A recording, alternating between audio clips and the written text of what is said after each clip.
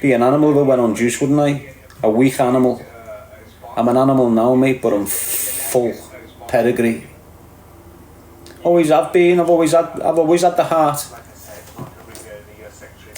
I started with a heart. You get kids that don't start with the heart. They go on steroids now. They've got a heart all of a sudden. They're just weak animals, mate. I was that little kid, skinny kid, having it, not giving a fuck. I was getting my face smashed in.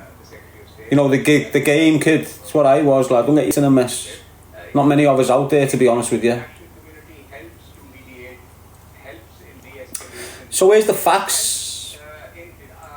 Mr. Ungis, who continued to live in the toxic community he was brought up in, was driving along North Hill Street in his VW Passat in the early evening.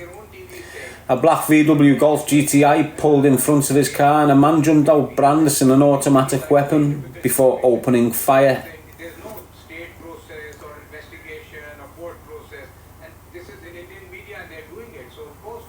Mr. Ungis tried to escape but was hit twice with one of the bullets hitting a main artery.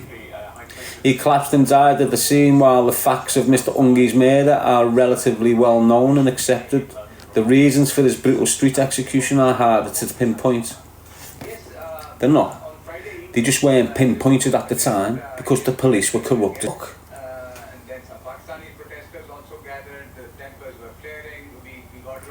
During the 1990s, there was a lucrative trade in drugs in Toxteth, with high unemployment levels resulting in corresponding crime rate. Crime groups battled for control of the territory, and young foot soldiers were willing to pick up a gun and use it.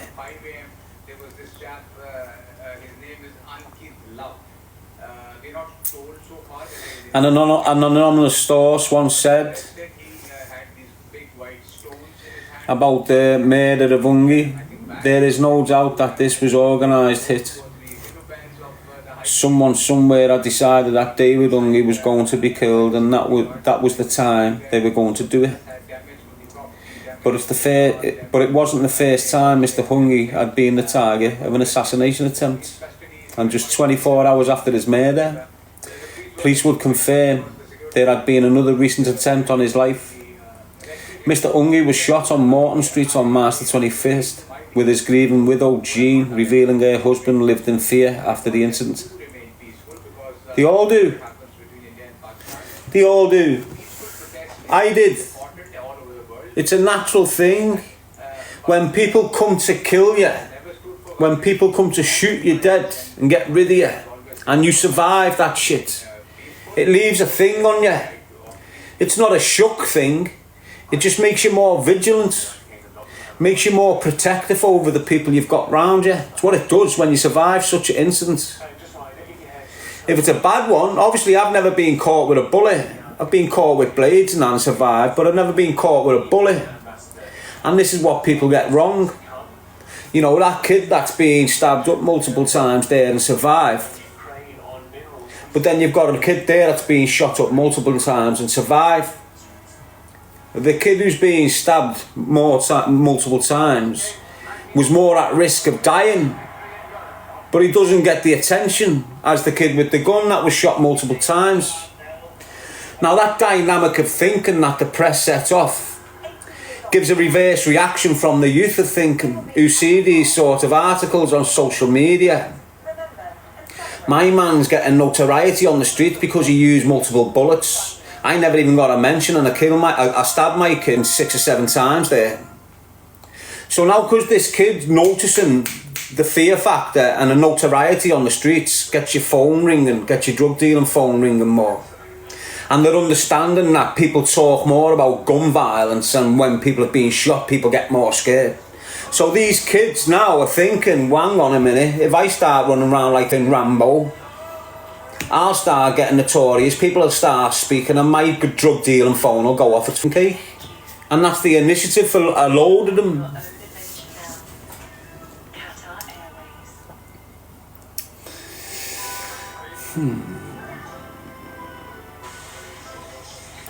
She said he was frightened and was very concerned for the safety of his family. Like I said to you, that's what happens to you. when you survive a real attempt on your life, which I have multiple times, when you've survived one of them, your mindset changes. You become more vigilant and you start worrying about the safety of the people around you. Yourself, you're worried about your daughter, you're worried about your wife. You're not asked about you. Honest, that's the mentality that kicks in. What else kicks in as well when you're in that position like David Ungis was, which I'm currently in right now? You know, that could be me in a few years. Do you understand what I'm saying to you? But what else you do? You start living day to day. Gives you a mad mindset. Why have I got 35 grand under my bed when I could be shot dead tomorrow? So now you're becoming a charity case. When you've got a bit of dough, you could be dead tomorrow. You're just going bum, bum, bum, bum, bum, bum, bum. You're giving it away. You're not even spoiling yourself. You're just going shh, shh, shh, shh. Do you understand what I mean? And you end up on this consistent sort of cycle where you're living day to day because you could be shot dead tomorrow. So it's pointless saving, it's pointless doing this, it's pointless doing the normal shit that yous can plan for because I can be took out tomorrow when I'm on my way to the gym. And that mindset's bad for you. And this is the mindset of someone that's been in the shoes of it. Do you understand what I'm saying? Where serious people have come to shoot me dead and have survived. The psychological impact of such events is massive if you know what you're getting. If you understand the experience you've got from it. If you grab it and embrace it and use it to your advantage going forward, which is exactly what I do. Hence why I'm still alive today. Do you understand what I mean? Obviously still getting attempts.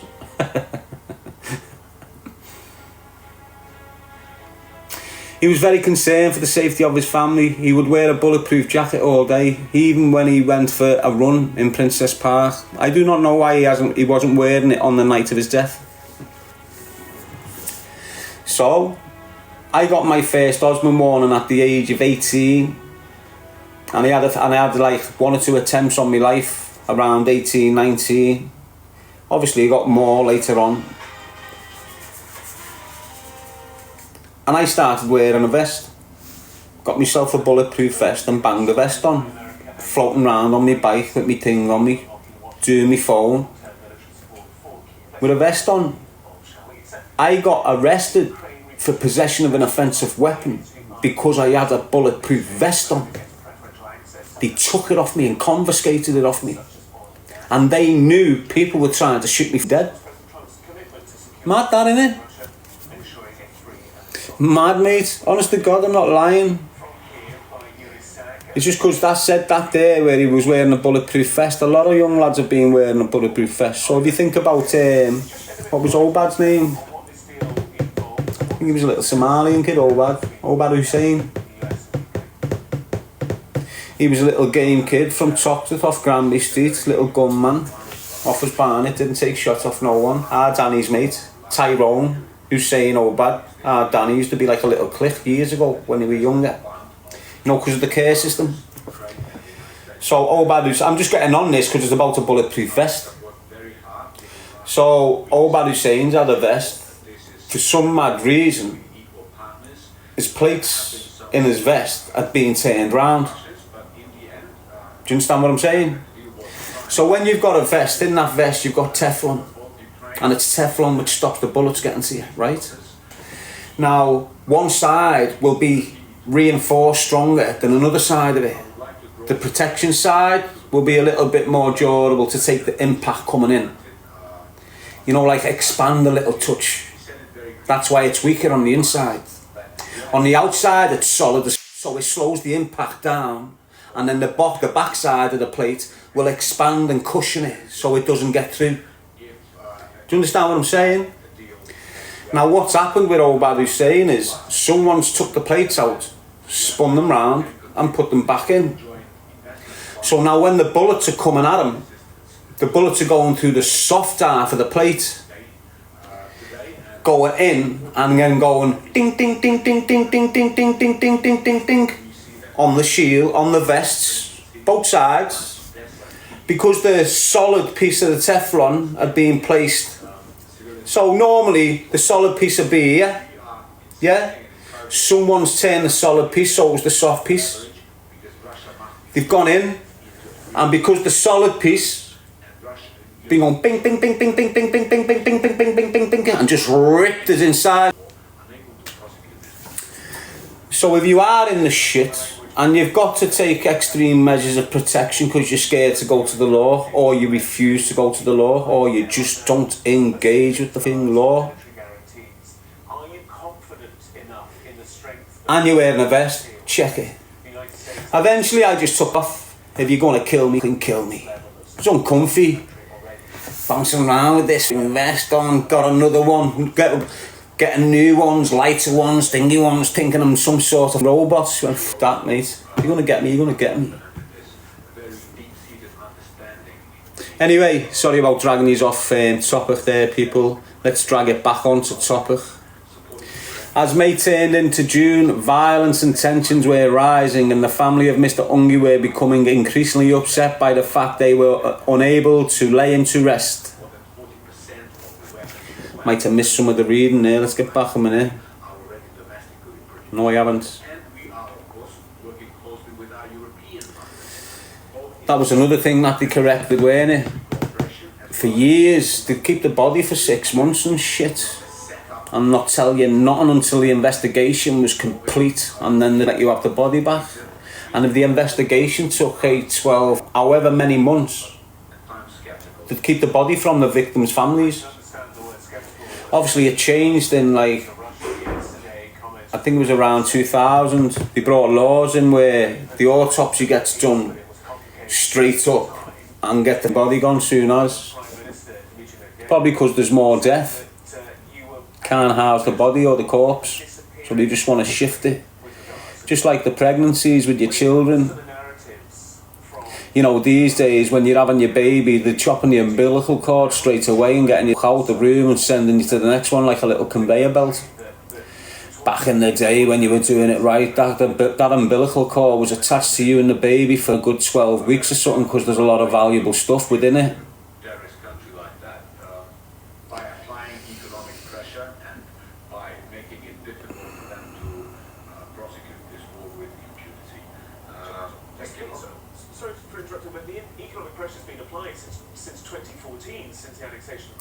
Talks had become a tinderbox, and the spark was the arrest of Mr. Ungis' brother Colin for possession of a firearm on May the 30th. The Ungis home in Malta Walk, Toxters, was raided early the following day and later the same morning. Colin was produced at the old Liverpool Magistrates Court on Dale Street. So Colin Ungis was then arrested with a firearm. His solicitor told the court Colin Ungis admitted carrying the weapon when he was arrested while taking his 11-year-old nephew to a bike. This is what happens, you know. Colin Ungis probably weren't involved as much in David or that, but now he's got to go to the levels of taking a firearm so his kid can go and have a play. This is what happens, you know. It's still happening now with all these little gangs that are killing each other's kids.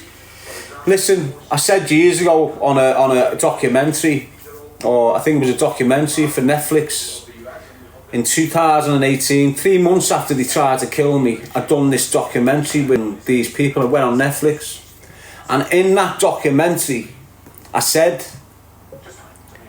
once there's a fatality, you're talking 30, 40 years of violence between these families. The children, they're growing up with this madness. The mum's in the house screaming how much she hates this and how much they've ruined our life, they killed your dad. And this establishes like a cycle of events for years where the kids are fighting at school. They're fighting when they get out of school. One of them's being expelled from school because they're fighting with them. The one that got expelled from school has become the gangbanger. Shit's getting heavy. Do you understand what I'm saying? That's what happens. It spreads through the whole family. It spreads. If you've got one person in your family who starts participating in organised crime, drug dealing, discharging firearms, using knives, all this shit, it's going to destroy your whole family. You're going to lose your son. You're going to lose the respect of your community. People are going to start looking at your mother funny. They're going to start looking at your sister funny. Why? Because the community is looking at you because you're a piece of shit and you're causing murder. And the shame you don't give a fuck about. But you see your mother, Your mother's living in shame for years and years and years, and you see her, the deeper you're getting, the more harder it's getting for your mother. The more times you go to jail, the more people that shoot your mask and house up because you're a rat. The heartache and the stress within your mother kills her. End of. You make your mother's life hell, and she's got to end up sitting in her house by herself. Why? Because the son was a king rat. Fact. Go and look at my mother. Look what happened to her life because of her sons. Trust me. There's loads of mothers up and down our cities that are lonely, isolated and fucked. Why? Because of the sons committing crime. Fact. They've had the doors weighed in every year since the kid was 17. They've had armed response bursting the house in, putting the shits up her. She's now on medication because she can't sleep right because you've got the feds going through your door. You're a dickhead, sort your head out and get your life back on track.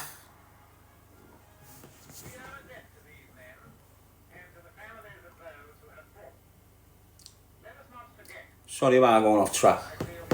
Let's pull it back. While taking his 11-year-old nephew to buy a bike, but he said his client was in fear for his life after the murder of his brother and did not feel police could keep him safe. That's fact. Police don't want to keep some of you safe. And I'm not just hating on them, mate. Police came to my house where I was attempted to be shot dead on the 18th of March 2018. It's in the Echo, go and Google it. Police came to my house 3 weeks later and gave me a threat to life warning. A week after they gave me the threats to life warning, they've stitched me with a set of secretaries. Got it pushed right across the Liverpool Echo that I'd been arrested with an offensive weapon. When it wasn't a knife, I'd come out of doing someone's garden, I've got a set of pruners and I've been nicked. When I've been nicked, they've given me bail conditions where I couldn't stay at my ma's house, but I could stay next door. They give me 3 signing on times during the day and a curfew, and I had to walk through enemy territory every day, 3 times a day, to get to St Anne Street Police Station and sign in register to see I hadn't skipped bail. Don't forget, a week before, 4 weeks before, men had tried to shoot me dead on me ma's step. 3 weeks later, they give me a threat to life warning saying there's another threat. A week later, they restrict me to the estate. Think about that. And if I didn't stay on the estate where the people were coming on a daily basis, surons floating on with pieces looking to get me whenever they could, Major Doe getting thrown at me by all these little shit houses. Police had me stuck on the estate, living in some woman's house with 2 kids. Mad. Mad. So they want you gone, some of you, especially people like me. Why? Because I was being held responsible for serious offences towards police.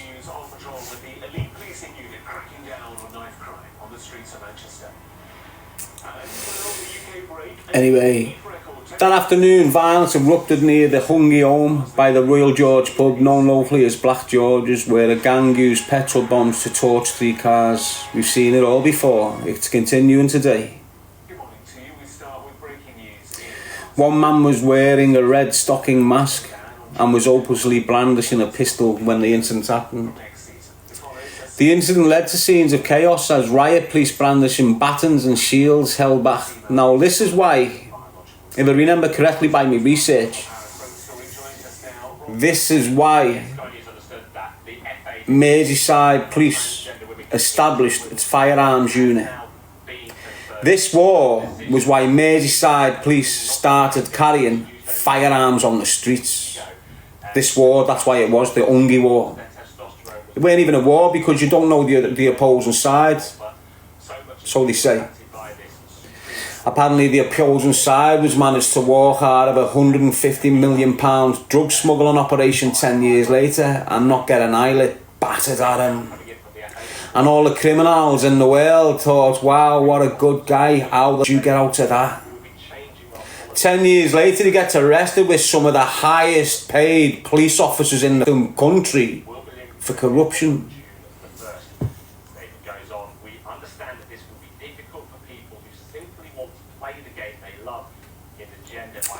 The incident led to scenes of chaos as riot police brandishing batons and shields held back a crowd of around 600 people. A firefighter responding to the blaze was injured when the windscreen of his fire engine was shattered and another man was pulled from his vehicle and beaten by masked men who stole his phone and stoned his car. Mad. Mr. Ungis' family said frustration had boiled over, with one relative speaking to a reporter outside the pub claiming it's all gone back to this morning in court. That was the problem. The next day, the local paper carried a plea from Mr. Ungis' mum, Vera Ungri, to end the madness. This is so like reminiscent of what they were doing to us and my family. You know what I was saying? They were persecuting my mum when they went to shop. You know what I was saying? They were putting my mum on the front page of the paper, calling her the matriarch of the crime family. Because what they established early on is when they start attack, when the police target your mum or your kids or your girlfriend, the criminals subdue in their efforts to become Pablo Escobar, if you understand what I mean. So years ago, if I was a little gunman on the streets, I'd go round doing my things, a few snitches, wouldn't sign statements, but when the police turned up to the scenes of crimes, they'd verbally say, "Name, so sweet snitching if you like." They wouldn't put it on paper.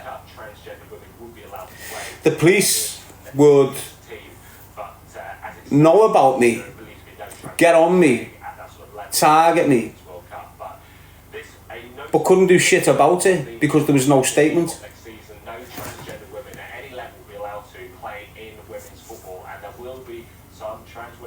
Couldn't do nothing about it without a statement. So what they started doing was involving the social services into the process of people that were known as gun nominals. This is what they used to call us, a gun nominal, right?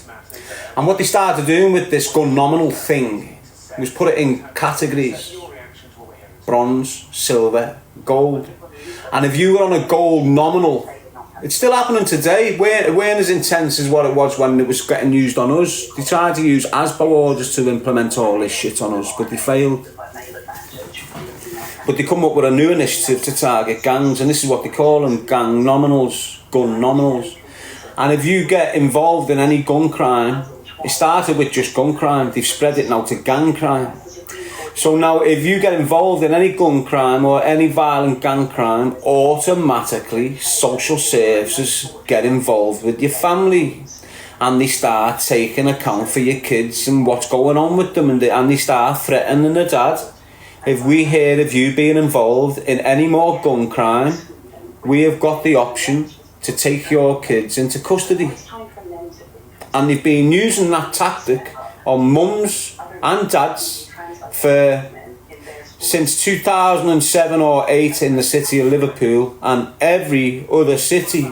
They test flight this shit in our city, and once it's being given the go ahead, it goes out to other parts of the country.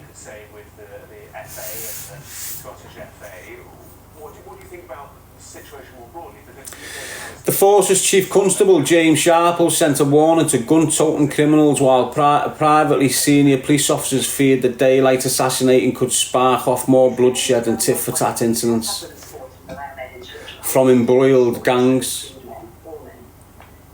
Speaking exclusively 10 days after the murder of Mr. Ungis, the Chief Constable said, "I want to give a warning to these people who think they can bring terror and gun law to our streets.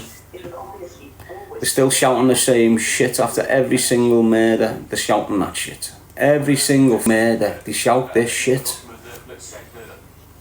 And it continues. We have deployed highly trained and skilled firearms officers who have the necessary weaponry to deal with this, and they will use that weaponry if necessary.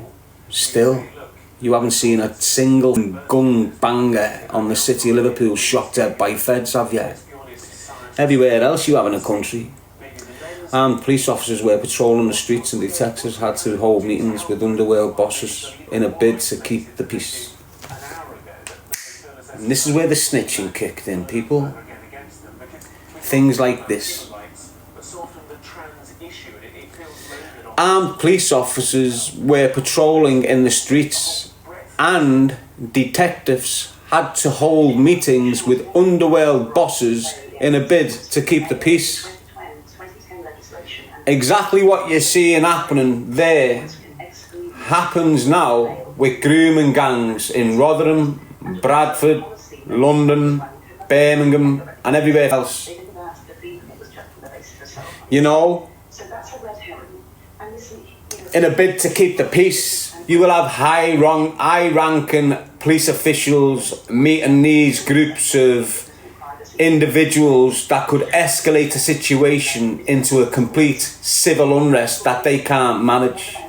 So instead of it getting to that point, they do what they can to keep them calm, whether it's covering up evidence or not.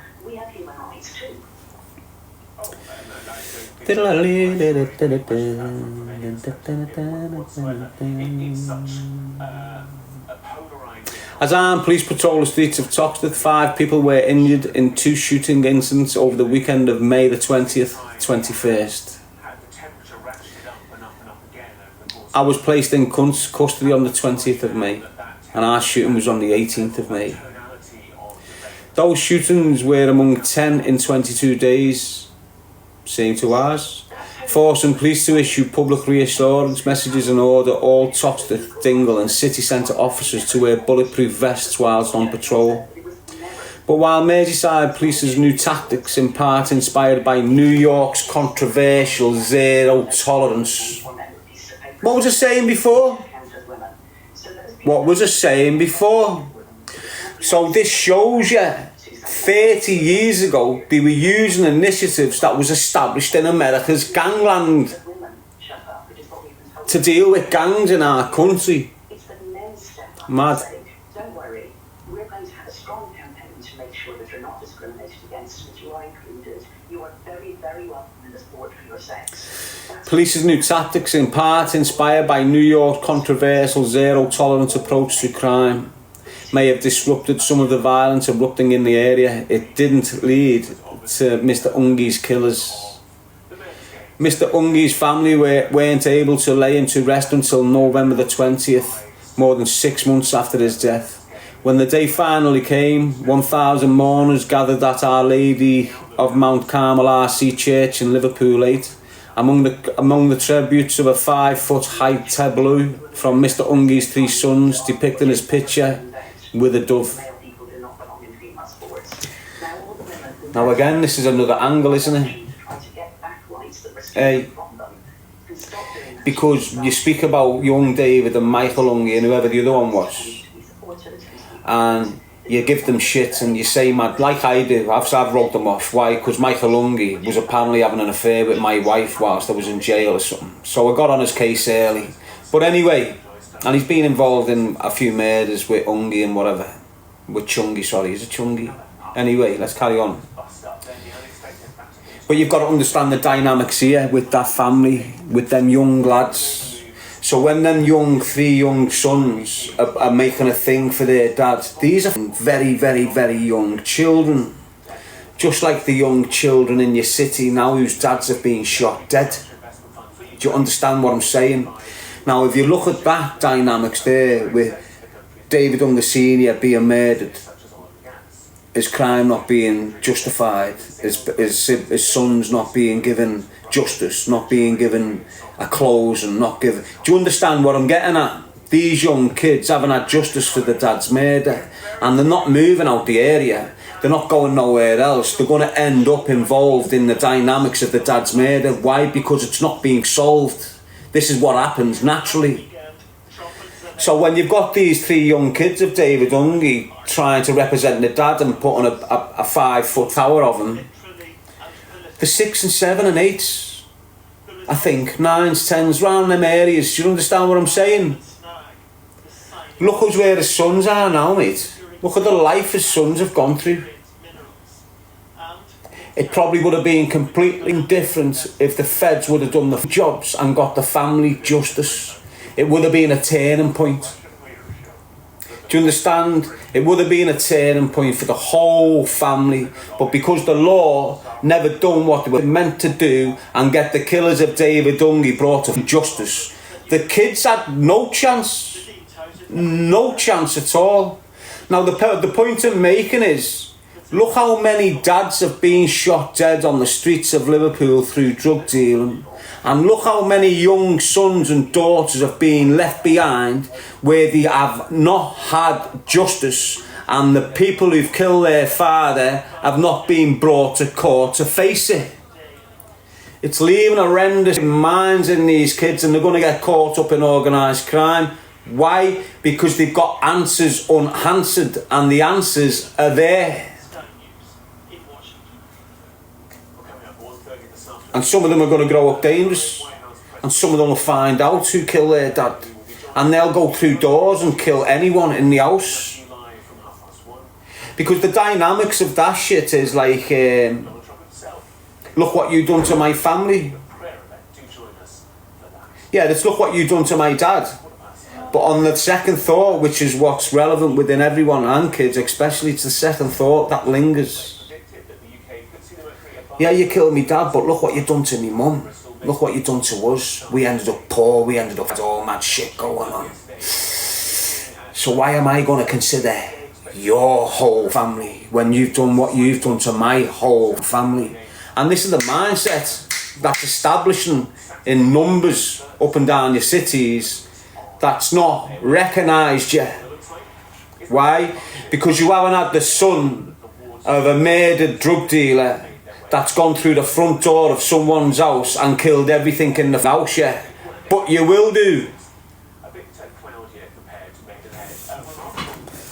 We've already had them kids delving into individual murders, and it's like a snowball effect. So allegations are allegations, but you know, let's look at the reality of it. We're speaking about Michael Ungis. The people in the city who know about Michael Ungis understand the body count from Michael Ungis, don't you? That's individual. That mindset was established 20 years ago. Why? Because his dad was murdered. The kid's growing up looking at unsolved murders and this, that and this, that, and this is what's going on in his mind. So when he's older now and he's need to handle business, it's drop him. Simple. But the kids these days, it's not drop him. It's drop everyone in the car. It's escalated. It's snowballed now. Do you understand what I'm saying? The kids who's lost their dads today, when they go into that mindset, instead of doing individual, they're en masse.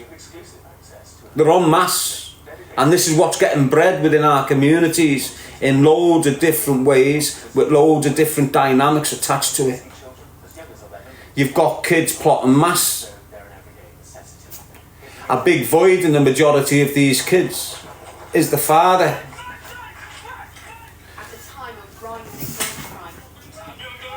Anyway, because he was one of the best boxers in the city at the time as well, weren't he? And that's what everyone had shook as well. So David Ungis was a knockout merchant. Do you know what a knockout merchant is? It's one of them lads that just knocks men out all over the gaff. So no one had moved to him. No one would go on him for a straightener because they knew they'd just get the jaw shattered. And this is, again, the same dynamics that exist today. You know, when you've got a dangerous kid with his hands, they're just pulling weapons out. They know he's going to pummel me and put me in hospital. It's exactly the same now. Floral arrangements shaped like boxing rings and gloves followed the procession, with dad, uncle, brother and gent all dedicated to the toxic family man. Dad, uncle, brother and gent. There's one thing missing off there, wasn't there? Son. All dedicated to the toxic family man. The funeral cortege consisted of 31 stretch limousines and took 5 minutes to pass by, making its way from the church to Allerton Cemetery, where all other funerals had to be cancelled for the day. Massive. And the organised crime groups within the city always had these iconic, massive funerals that are attended by a lot of people. Why? Because everyone's good and bad. Everyone is good and bad. Doesn't matter if he's a big notorious criminal or not. They're good and bad. So when you see these big cortege of cars and that for a few, like a procession, isn't it? When you see these big processions with gangsters' funerals, there's a lot of people within the criminal fraternity that respect them. Not just because they're scared, but because of what they've done for them. You know, they've opened up doors where that man is now being employed for the last 20 years.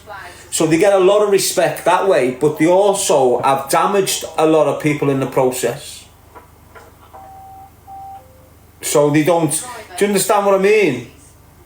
They'll have people who are just attending, just to attend and be part of the coverage. Do you get what I'm saying? That's why they're massive. And a box full of cash. Officers think there's about £50,000. But they should be doing that sort of celebration. Because that's what it is. It's a celebration. You shouldn't be celebrating shit like that. If it was a natural death, you celebrate that shite. If it's a murder, you don't celebrate it. You should be celebrating the birth of a son. Like that. Thousands in attendance. Why? Because new Darren's here. New David's here. It shouldn't be like a big thing down there. A show of respect, they call it. Bullshit. Anyway, let's move on. 2 days after Mr. Ungis' murder, detectives linked an arson attack on the bar Cheers in Egbert Road to the killing. Reports from the time and in the years since Mr. Ungis' death talk extensively about a fist fight the former Golden Gloves boxing champion had with another man, Johnny Phillips, the previous March. Now, Johnny Phillips was a homosexual doorman. Massive. Huge steroid abusing kid. And apparently there's been a straightening with David Ungis and him.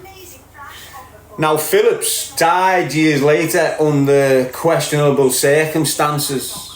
Phillips died in his sleep apparently through a heart attack or something. But there was a lot of drug abuse in there. There's been quite a few people that passed away through heart attacks, and it's suspect. Do you get what I'm saying? On June the 8th, 1995, a major police security operation was mounted as Mr. Phillips appeared in court charged with the attempted murder of David Ungis in Morton Street on March the 21st. He was not charged in connection with the murder of Mr. Ungis 6 weeks later. The court heard there was a feud between Mr. Phillips and his associates and the Younger family over the Cheers bar on Egbert Road. So Mr. Phillips' associates is Curtis Warren and Co. at the time. A prosecutor said Mr. Phillips contacted Mr. Ungis' brother, Anthony, and asked for a straightener. Yeah, I heard. To sort things out. When they turned up, shots got fired. The fight is understood to have taken place on Bile Street, Totwick, and David Ungis won, but Mr. Phillips felt the fight was unfair and alleged Mr. Ungis used a knuckle duster. The case was eventually dropped and Mr. Phillips shot 4 times a year later. He survived. He was later found dead, having suffered an heart attack. The murder of David Ungis is still very much an open investigation, Merseyside police have said.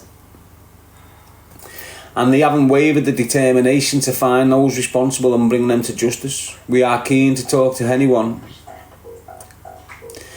The shooting was not the first street execution in Liverpool, but it has been seen as a turning point in gun crime on the city's streets. Rumours swell Mr Ungis may have been killed over a seemingly minor feud, with an anonymous source quoted in 2005 telling the Echo, "Some people use guns as soon as they have a bit of falling out. It never used to be like this. You couldn't say exactly when it's all changed, but as far as I'm concerned, things were never going to be the same from the moment David Ungis was shot dead because of an argument over a pub, over cheese and eggs." A change in criminality meant a change in policing, and throughout the late 1990s the force invested big on proactive policing, operational support division, before they changed to the matrix. So it went operational support division, it went into neighbourhood policing, and then it went into the matrix. When we got took out, the matrix was established on the back of us, and that's what you see now. That gang unit matrix was established on our come down. They tell you, I'm not like aligning it to us, but it was. In 1996, the paper revealed how the force bought a 1.5 million surveillance helicopter, £600,000 on bulletproof vests, and piloted the use of CS gas. The development of the firearms scene throughout the 1990s was introduced to respond to the rising levels of crime involving guns, while in 2005, Merseyside police also created a new unit, Matrix, dedicated to tackling gun crime. We were took in 2004, 2005 that unit was established.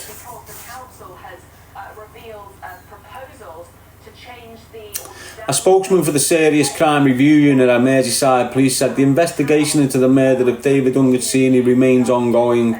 The inquiry is subject to a regular review. Let me just tell you, every single murder gets a review every 4 years. That's what it used to be. I don't know what it is now, it might be longer now. But every unsolved murder gets a review every 4 years, and they'll have new detectives look at it. They'll go back over old evidence, they'll go back out and speak to witnesses if need be. Every single murder that's unsolved gets looked at again and again and again and again. That's why you're hearing murders from 40, 60 years ago being solved today, because they will have had a cold case review. Cold case review, CCR, if there's any such thing.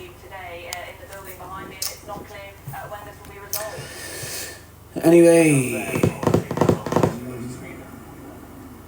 the inquiry is subject to regular review, which will take into consideration any new information or developments in forensic science. I would like to take this opportunity to... A significant amount of time has passed since David was killed, and people with information could find themselves in a different circumstances and feel in a better position to speak.